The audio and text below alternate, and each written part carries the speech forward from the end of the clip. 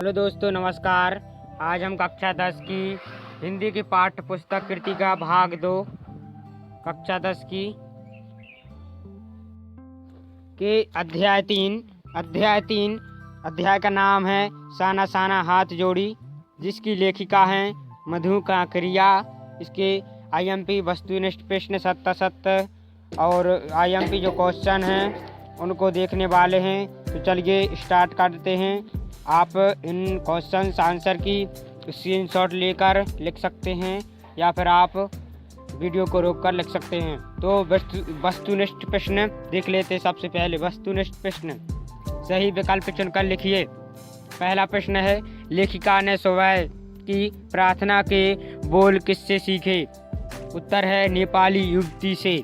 प्रश्न दूसरा है, नेपाल की तीसरी सबसे बड़ी चोटी है, कौन सी है? उत्तर है घ नंबर का कंचनजंगा। प्रश्न तीसरा है, जितेन खेदुम को किसका निवास है? कहा है तो जितेन खेदुम को किसका निवास कहा है? तो उत्तर है का नंबर का देवी देवताओं का। प्रश्न चौथा है, गैंगटॉक से युमथांग कितनी दूर है? तो उत्तर है ख नंबर का 149 किलोमीटर। प्रश्न पांचवा है, लेखिका ने जब एक सिक्किमी युवती से पूछा क्या तुम सिक्किमी हो, तो उसने क्या जवाब दिया? उत्तर है ग नंबर का मैं इंडियन हूँ। अब रिक्त स्थान की पूर्ति कीजिए। रिक्त स्थान है, पहला है लेखिका के ड्राइवर का नाम खालिस्तान था, खालिस्तान में हमें जितेन भरना है, जितेन। दूसरा, गैंगटॉक नगर खालिस्तान राज्य की राजधानी है, गैंगटॉक नगर खालिस्तान राज्य की राजधानी है, इसमें भरना है सिक्किम, सिक्किम।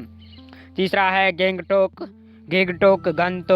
का अर्थ खालिस्तान है, खालिस्तान में भरना है पहाड़, पहाड़। चौथा है साना साना हाथ जोड़ी पाठ एक खालिस्तान है, खालिस्तान में भरना है यात्रा वृतांत, यात्रा वृतांत। पांचवा, रहस्यमयी तारों भरी रात, लेखिका के मन में सम्मोहन खालिस्तान जगा रही थी, तो हमें खालिस्तान में क्या बनना है? सम्मोहन, सम्मोहन जगा रही थी। अब असत्य, सत्य असत्य हैं, सत्य असत्य लिखिए। पहला है, लायुग की सुबह बेहद शांत सुगम सुरम्य थी, तो इस जो है वाक्य है वह सत्य है, सत्य। दूसरा है, दूसरा नंबर का प्रश्न है, देवी देवताओं के निवास वाली जगह का नाम थूमथांग है, था, थूमथांग था, यह असत्य है, जैसा कि अभी अपन ने पढ़ा खालिस्तान में, यह असत्य है। अब क्वेश्चन नंबर 3 कह रहा है, जितेन नार्गे की जीप में दलाई लामा की तस्वीर लगी हुई थी, यह जो है हमारा वाक्य सत्य है। चौथा है, कभी लॉन्ग स्टॉक नामक स्थान पर उपकार फिल्म की शूटिंग हुई थी, यह असत्य है। पांचवा, लेखिका को मार्ग में सफ़ेद रंग के जो ध्वज दिखाई दिए थे वे बौद्ध धर्म से संबंधित थे, यह सत्य है, सत्य है। अब एक वाक्य में उत्तर लिखिए, यह हमारा प्रश्न है। प्रश्न पहला, लेखिका ने गैंगटॉक को किसका शहर कहा है? पहला उत्तर है पहले का मेहनतकश बादशाहों का, लेखिका ने गैंगटॉक को बादशाहों का शहर कहा है। दूसरा है, प्रश्न दूसरा है, गंगटोक में श्वेत पताकाएं किस अवसर पर फहराई जाती हैं? उत्तर है शोक के अवसर पर। तीसरा प्रश्न कह रहा है, मन वृंदावन होने का क्या अर्थ है? उत्तर है अत्यधिक प्रसन्न होना, अत्यधिक प्रसन्न होना। प्रश्न चौथा है, लेखिका ने किस जंगल में पत्ते तलाशती हुई युवतियां देखी थीं? तो उत्तर है लेखिका ने पलामू जंगल में पत्ते तलाशती हुई युवतियां देखी थीं। प्रश्न 5वां कह रहा है, प्रकृति के विराट रूप को देखकर लेखिका को क्या प्रेरणा मिलती है?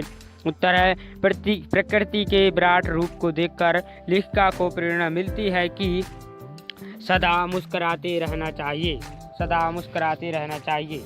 अभ्यास प्रश्न, ये सभी आईएमपी हैं, इनको अवश्य लिख लीजिएगा, थोड़े से ही हैं, लिख लीजिएगा। अब हम बात करते हैं अपनी पुस्तक के जो अभ्यास प्रश्न हैं, इनमें से कौन कौन से प्रश्न IMP हैं जो आपकी बोर्ड परीक्षा में ही आएंगे। तो इनके लिए आप अपनी पुस्तक में भी टिक कर लीजिए, मैं बता ही देता हूँ, और आप इनके स्क्रीनशॉट लेकर इनको प्रश्नों के उत्तर भी लिख लीजिएगा। तो आपकी पुस्तक में देखिएगा प्रश्न नंबर एक है, झिलमिलाते सितारों की रोशनी में नहाया गंतुक लेखिका को किस तरह सम्मोहित कर रहा है। यह IMP है। अब मैं बोल देता हूँ तो आप लिख लीजिए इनकी। दूसरा प्रश्न भी इसको आप टिक कर लीजिए, IMP है। गंतुक को मेहनतकश बादशाहों का शहर क्यों कहा है गया है। तीसरा प्रश्न भी IMP है, कभी श्वेत को कभी श्वेत तो कभी रंगीन पताकाओं का फहराना किन अलग अलग अवसरों की ओर संकेत करता है। प्रश्न तीसरा यह भी IMP है। और अब प्रश्न नंबर 5 आपकी पुस्तक में देखिए। प्रश्न नंबर 5 कह रहा है, लॉन्ग स्टॉक में घूमते हुए चक्र को देखकर लेखिका को पूरे भारत में आत्मा की सी क्यों दिखाई दी। यह भी IMP है, इसमें टिक कर लीजिए। प्रश्न नंबर 6 यह भी IMP है। जितेन नार्गे की गाइड की भूमिका के बारे में विचार करते हुए लिखिए कि एक कुशल गाइड में क्या गुण होते हैं। प्रश्न नंबर 6 IMP है। और आखिरी जो IMP क्वेश्चन है वो प्रश्न नंबर 15 है। 15 प्रश्न नंबर ध्यान दीजिए, टिक कर लीजिए। प्रकृति ने जल संचय की व्यवस्था किस प्रकार की है। यह भी IMP है। अब हम इन IMP प्रश्नों के उत्तर देख लेते हैं। तो पहला IMP जो प्रश्न है वह कह रहा है, जो आपकी पुस्तक का पहला नंबर है वह है, झिलमिल सितारों की रोशनी में नहाया गंतुक को लेखिका को किस तरह सम्मोहित कर रहा था। प्रश्न नंबर आपका पहला है और पुस्तक में भी आपका पहला है IMP। इसका उत्तर है, लिख लीजिएगा, झिलमिलाते सितारों की रोशनी में नहाया गंतुक सौंदर्य की साकार प्रतिमा थी। उसके जादुई सौंदर्य से लेखिका का सब कुछ स्थिर था, अर्थहीन था। उसकी चेतना अतीन्द्रियता में डूब गई थी। उसे लगा कि उसके भीतर बाहर ब्रह्मा है। उसके मन में भव्य उजाला फैल गया था। इस प्रकार वह सम्मोहित हो गई थी। प्रश्न नंबर 2 गंतुक को मेहनत का बादशाहों का शहर क्यों कहा गया है। यह भी आपकी पुस्तक में दूसरे नंबर पर है। तो इसका उत्तर है, गंतुक को मेहनत कश बादशाहों का शहर इसलिए कहा गया है क्योंकि यहाँ के लोगों को अत्यंत परिश्रम करते हुए जीवन यापन करना पड़ता है। औरतें पत्थरों पर बैठी पत्थर तोड़ती हैं। उनके हाथों में कुदाल और हथौड़े तथा पीठ पर बंधी बड़ी टोकरी में उनके बच्चे भी बंधे होते हैं। वे भरपूर ताकत के साथ कुदाल को जमीन पर मारकर काम करती हैं। ऐसे कार्य करते हुए कई बार वे अपने प्राणों को गंवा बैठती हैं। बच्चों को 3-4 किलोमीटर की चढ़ाई चढ़कर स्कूल जाना पड़ता है। प्रश्न नंबर 3 जो आपकी पुस्तक में भी तीसरे नंबर पर है, IMP है। कभी श्वेत की तो कभी रंगीन पताकाओं का फहराना किन अलग अलग अवसरों की ओर संकेत करता है। तो उत्तर है, श्वेत पताकाओं का फहराना शांति और अहिंसा का प्रतीक माना जाता है। जब किसी बुद्धिस्ट की मृत्यु हो जाती है तब शहर से दूर उसकी आत्मा की शांति के लिए 108 पताकाएं फहराई जाती हैं। इसी प्रकार जब किसी नए कार्य की शुरुआत की जाती है तब रंगीन पताकाएं फहराई जाती हैं। इन्हें उतारा नहीं जाता, ये स्वयं ही नष्ट हो जाती हैं। ये तीसरे नंबर का प्रश्न का उत्तर हो गया। प्रश्न नंबर 4 जो आपकी पुस्तक में चौथे नंबर पर ही है, कह रहा है प्रश्न, लॉन्ग स्टॉक में घूमते हुए चक्र को देखकर लेखिका को पूरे भारत की आत्मा एक सी क्यों दिखाई दी। तो उत्तर है, लॉन्ग स्टॉक में घूमते हुए चक्र के बारे में जितेन नार्गे बताता है कि इस चक्र को घुमाने से मनुष्य के सारे पाप नष्ट हो जाते हैं। लेखिका सोचती हैं कि भारत आज़ाद होने पर भी मानसिक संकीर्णता तथा अंधविश्वासों से मुक्त नहीं हुआ है। अब भी पूरे भारत की विश्वास पर आस्था अडिग है। प्रश्न नंबर 5वां IMP है, जो आपकी पुस्तक है उसमें यह प्रश्न 6वें नंबर पर दिया गया है। प्रश्न इस प्रकार है, जितेंद्र नार्गे की गाइड की भूमिका के बारे में विचार करते हुए लिखिए कि एक कुशल गाइड में क्या गुण होते हैं। तो उत्तर है, जितेंद्र नार्गे की गाइड की भूमिका के बारे में विचार करने से यह पता चलता है कि एक कुशल गाइड में निम्नवत गुण होते हैं। तो वह गुण कौन से होते हैं? पहला गुण है, एक कुशल गाइड में अपने क्षेत्र की भौगोलिक जानकारी होती है। उसमें उस क्षेत्र विशेष से जुड़ी जनश्रुति, दंतकथा आदि की जानकारी होती है। उसमें वाक्पटुता और व्यवहार कुशलता के अलावा विनम्रता होती है। चौथा नंबर का जो गुण है, एक कुशल गाइड मृदुभाषी एवं सहनशील होता है।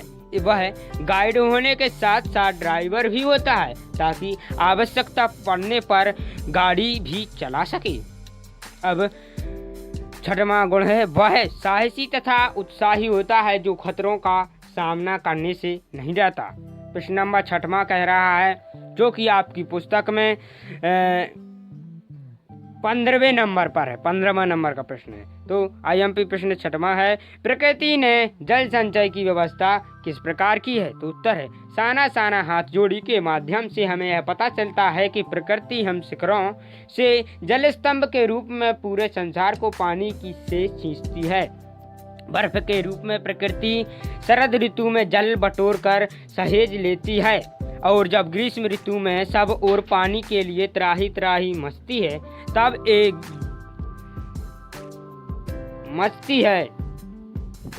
तब यही बर्फ शिलाएं पिघल जलधारा बनकर सबके सूखे प्यासे कंठों की प्यास बुझाती है। इस प्रकार पृथ्वी अद्भुत तरीके से सृष्टि के लिए जल संचय करती है। हमारे IMP क्वेश्चन वैकल्पिक और जो बड़े प्रश्न हैं वह सभी हो गए।